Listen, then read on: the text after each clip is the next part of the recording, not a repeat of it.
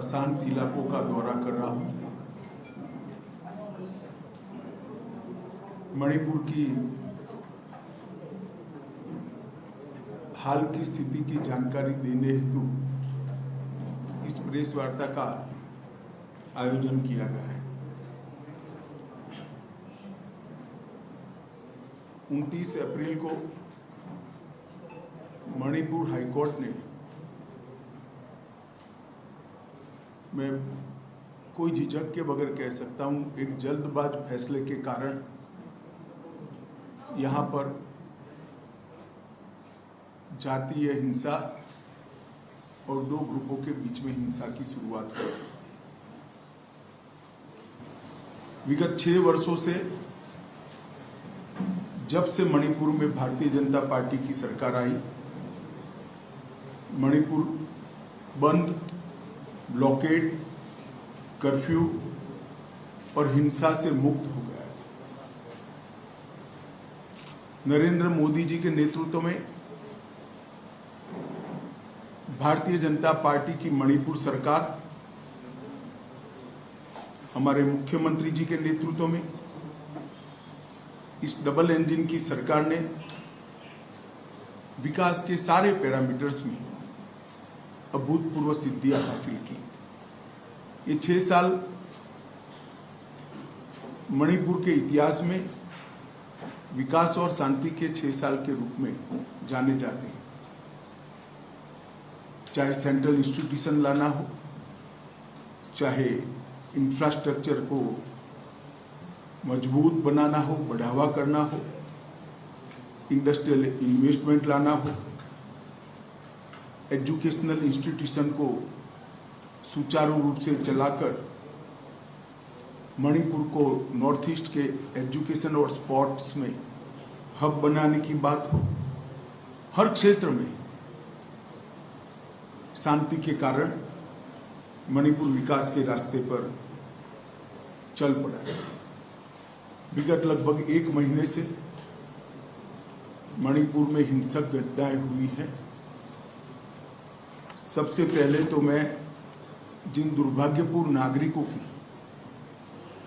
हाल की हिंसा में मृत्यु हुई है, इस सभी के परिवारों के प्रति देश के प्रधानमंत्री जी की ओर से, मेरी ओर से और भारत सरकार की ओर से इनके प्रति संवेदना व्यक्त करता हूं। जान किसी की भी गई हो, देश के नागरिक की जान जाती है, तब हम सबको, मुझे, आपको, सभी को दुख होना बहुत स्वाभाविक है। ये 2 दिन के दौरान मैंने ढेर सारे इधर और साइड के लोगों से मुलाकात की है। मैंने ये 3 दिनों में अस्थायी कैंपों का दौरा किया है। ये 3 दिनों के अंदर मणिपुर के अलग अलग हिस्सों में, इम्फाल, मोरे, चुराचांदपुर, कोम्पोक्पी, सभी जगह जाकर नागरिकों के प्रतिनिधिमंडल और आहत लोगों से चर्चा करने का प्रयास किया है। राज्य के कैबिनेट मंत्रियों के साथ भी मीटिंग की है। महिला संगठनों के साथ भी दोनों और मेरी मीटिंग हुई है। मतई समुदाय के लगभग 22 सीएसओ को मैं मिल चुका हूं।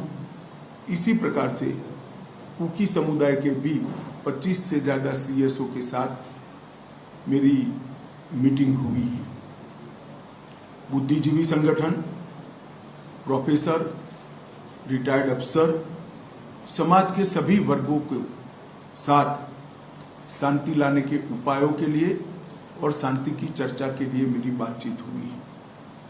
अलग अलग 11 पॉलिटिकल पार्टियों के नेताओं के साथ भी मेरी डिटेल चर्चा हुई है।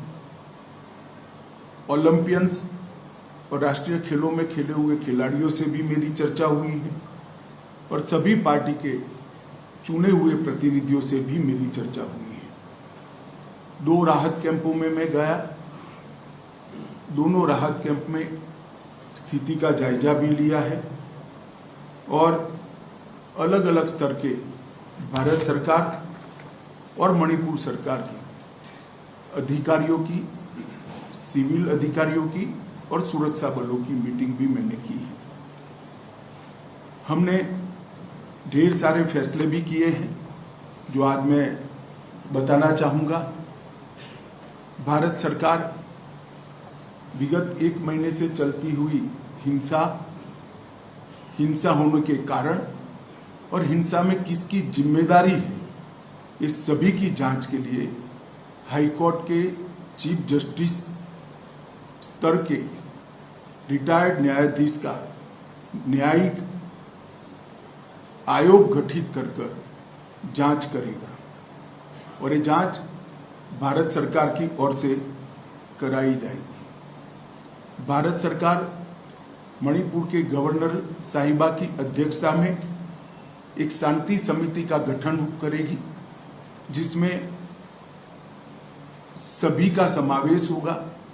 उद्योगपति भी होंगे, खिलाड़ी भी होंगे, राजनीतिक दलों के प्रतिनिधि भी होंगे, चुने हुए प्रतिनिधि भी होंगे और अलग अलग सिविल सोसाइटी ऑर्गेनाइजेशन के प्रतिनिधि भी सभी प्रकार के होंगे। मणिपुर में अभी ढेर सारी एजेंसियां सुरक्षा की दृष्टि से काम कर रही हैं। उनके बीच में बेहतर समन्वय के लिए एडवाइजर श्री कुलदीप सिंह जी, जो कि रिटायर्ड डीजी सीआरपीएफ हैं, उनकी अध्यक्षता में इंटर एजेंसी यूनिफाइड कमांड की व्यवस्था आज से ही हम रचना में लाएंगे, जो सभी एजेंसियों के बेटर कोऑर्डिनेशन के लिए, पक्षपात विहीन कोऑर्डिनेशन के लिए इनकी अध्यक्षता में काम होगा। जितने भी केस रजिस्टर किए गए हैं, इसमें से 5 केस चयनित किए गए हैं और 1 केस इन जनरल कॉन्स्पिरेसी का रजिस्टर्ड कर ये 6 केसों की जांच सीबीआई का विशेष दल करेगा, जो भारत सरकार के तत्वाधान में किया जाएगा। और मैं सभी मणिपुर वासियों को विश्वास दिलाना चाहता हूं, किसी भी पक्षपात और भेदभाव के बगैर हिंसा के मूल तक जाकर आने वाले समय में कभी हिंसा न हो, इस प्रकार की एक न्यूट्रल जांच और दोषियों को दंडित करने की कार्यवाही की जाएगी। एक रिलीफ एंड रिहेबिलिटेशन पैकेज को भी तैयार किया गया है। जितने भी लोगों का जान गया है वो सभी को 5 लाख रुपया मणिपुर सरकार की ओर से और 5 लाख रुपया भारत सरकार की ओर से 10 लाख रुपया दिया जाएगा। ये राशि डीबीटी के माध्यम से उनके परिवारजनों के सीधे बैंक अकाउंट में ट्रांसफर की जाएगी। जो इंजर्ड हुए हैं उन इजाग्रस्तों के लिए, जिनकी प्रॉपर्टी का नुकसान हुआ है, उन लोगों के लिए भी एक रिलीफ एंड रिहेबिलिटेशन पैकेज तय कर लिया गया है, जिसकी डिटेल घोषणा कल भारत सरकार के गृह मंत्रालय से हम करेंगे। मणिपुर की जनता को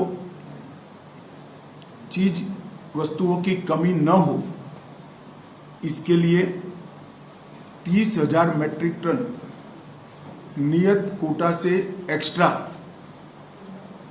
चावल भारत सरकार ने यहां पर भेजा है। वो चावल 15,000 मैट्रिक टन के 2 महीने तक 15,000 मैट्रिक टन भेजा जाएगा। गैस, पेट्रोल और सब्जियों की भी आपूर्ति की व्यवस्था कर दी गई है। सारी चीजें ऑन वे हैं और उनके वितरण के लिए सस्ता अनाज की जो दुकान है, इसके अलावे एक अलग से कैंप खोला जाएगा जहां उनके इलेक्ट्रॉनिक राशन कार्ड से भी अनाज मिलेगा और जिनको परचेस कर चाहिए उसको भी मिलेगा। वहां से सब्जियां भी बांटी जाएगी, दवाइयां भी बेची जाएगी और पेट्रोल पंप कुछ चयनित कर दिए गए हैं, लगभग 15 पेट्रोल पंप जो दिन रात खुले रहेंगे, जिससे पेट्रोल की किल्लत यहाँ पर हो न सके। आवाजाही में आप सभी जानते हैं थोड़ी दिक्कत है, इसलिए खोनसेन रेलवे स्टेशन अभी पूरा नहीं बना है, मगर लाइन तैयार हो गई है। तो हमने टेम्पररी प्लेटफॉर्म बनाने का निर्णय किया है, जो एक ही सप्ताह में बन जाएगा। तो रेल से भारत के बाकी हिस्सों से मणिपुर की आपूर्ति करने के लिए ये बहुत बड़ी सुविधा होगी। युद्ध स्तर पर ये प्लेटफॉर्म बनाने की कार्यवाही कल से ही शुरू हो गई है। मैं आशा करता हूं कि 4-5 दिन के अंदर ही हम रेल के माध्यम से यहाँ आपूर्ति शुरू कर देंगे।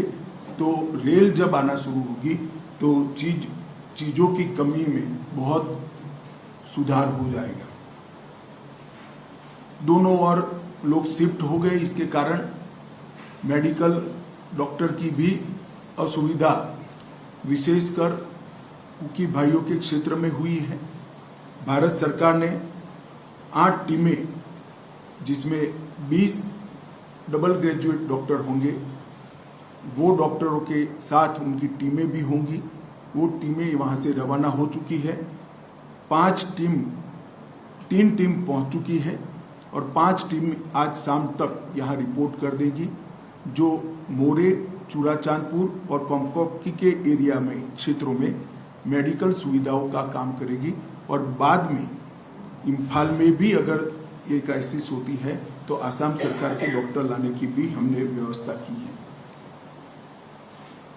कॉम्पिटिटिव एग्जाम और शिक्षा में मणिपुर के विद्यार्थियों को कोई व्यवधान न हो, इसलिए भारत सरकार के शिक्षा विभाग के उच्च अधिकारी आज यहाँ पहुँच चुके हैं। उनका और मणिपुर के शिक्षा विभाग के अधिकारियों का मीटिंग होने के बाद एक कॉन्क्रीट प्लान, जिससे कि बच्चों की पढ़ाई लिखाई बाधित न हो, उसको हम बनाएंगे, जिसमें ऑनलाइन एजुकेशन, ऑनलाइन एग्जामिनेशन और डिस्टेंस टीचिंग की भी व्यवस्था की जाएगी। ये सारी व्यवस्था को हम 2 दिन के अंदर एक फाइनल स्वरूप दे देंगे, जिससे बच्चों की शिक्षा में और एग्जामिनेशन में किसी भी प्रकार का व्यवधान न हो। कोर्ट में मणिपुर के कुछ हिस्सों से आने में तकलीफ है, हम हाईकोर्ट के साथ चर्चा कर रहे हैं। 3 जगह पे वर्चुअल माध्यम से अपीयर हो सके, इस प्रकार की व्यवस्था की है, करने जा रहे हैं हम चूड़ाचांदपुर, मोरे और कोंपकोंकी में, जहां से मणिपुर हाईकोर्ट में सीधी अपनी बहस भी कर सकेंगे और हाईकोर्ट लिबरल तरीके से उनको जब तक स्थिति नॉर्मल नहीं हो जाती डेट भी दे पाएगी। इससे काम करने में काफ़ी सरलता होगी। आवाजाही की सरलता से के लिए ये तीनों क्षेत्रों से एक अस्थायी हेलीकॉप्टर यातायात की व्यवस्था भी हम करने जा रहे हैं, जो सिर्फ 2000 रुपया पर पर्सन के रेट से इन लोगों को एयरपोर्ट तक छोड़ देगा। और इंटरनल ट्रांसपोर्टेशन की भी व्यवस्था हेलीकॉप्टर के माध्यम से हम करेंगे। भारत सरकार और मणिपुर सरकार ने हेलीकॉप्टर सेवा का बाकी खर्चा भारत सरकार और मणिपुर सरकार उठाएगी, जैसे सुदूर क्षेत्रों में आवागमन में किसी भी प्रकार की कोई दिक्कत न हो। ये सभी प्रकार की व्यवस्था सुचारू रूप से चले, इसलिए एक जॉइंट सेक्रेटरी स्तर के गृह विभाग के अधिकारी मणिपुर में उपस्थित रहेंगे और 5 डायरेक्टर स्तर के अधिकारी भारत सरकार के अलग अलग मंत्रालय के यहाँ पर उपस्थित रहेंगे। परमानेंट सॉल्यूशन के लिए हमने म्यांमार और मणिपुर की बॉर्डर पर पहले ही ट्रायल बेस पर 10 किलोमीटर बाड़ लगाने का, फेंसिंग करने का काम हमने पूरा कर लिया है और 80 किलोमीटर के काम को हमने टेंडरिंग कर चुके हैं और बाकी की बॉर्डर की हम सर्वे भी चालू कर रहे हैं। और पड़ोस के देश से आने वाले लोगों के बायोमेट्रिक्स और आई इम्प्रेशन लेने का भी काम चालू है, जिससे आने वाले दिनों में उकसावे से यहाँ पर हिंसा न हो। मेरी सभी मणिपुर वासियों के से अपील है कि आप कृपया अफवाहों पे ध्यान न दें अफवाहों के निरसन के लिए यहाँ पर कुछ टोल फ्री नंबर बनाए गए हैं। इधर और साइड से शांति बनाए रखें। मणिपुर में शांति के कारण विकास का एक नया युग 6 साल से चल रहा था। कोर्ट के एक फैसले के कारण, थोड़ी मिसअंडरस्टैंडिंग के कारण ये मनमुटाव हुआ है। मुझे भरोसा है कि मणिपुर की जनता आपसी सद्भाव के साथ चर्चा कर जल्दी इसका निपटारा लाएगी। जहां तक केंद्र सरकार का सवाल है, मैं एक स्थिति स्पष्ट कर देना चाहता हूं। मैं सू ग्रुप वालों को भी एक कठोर संदेश देना चाहता हूं कि सू एग्रीमेंट का किसी भी प्रकार का वायोलेशन, किसी भी प्रकार का विचलन बहुत सख्ती से साथ लिया जाएगा और वो समझौते के भंग के रूप में लिया जाएगा। तो कृपया समझौते की सभी शर्तों का कठोरता से आप पालन करिए। आज से हम इसको बहुत स्ट्रिक्टली मॉनिटर करेंगे और जिन लोगों के पास हथियार हैं उनसे भी मैं अपील करना चाहता हूं कि अपने अपने हथियार पुलिस के सामने सरेंडर कर दें। कल से पुलिस कॉम्बिंग ऑपरेशन करेगी और कॉम्बिंग ऑपरेशन करने के बाद जिनके पास से हथियार मिलेंगे उन पर कठोर न्यायिक धाराएं लगाई जाएंगी।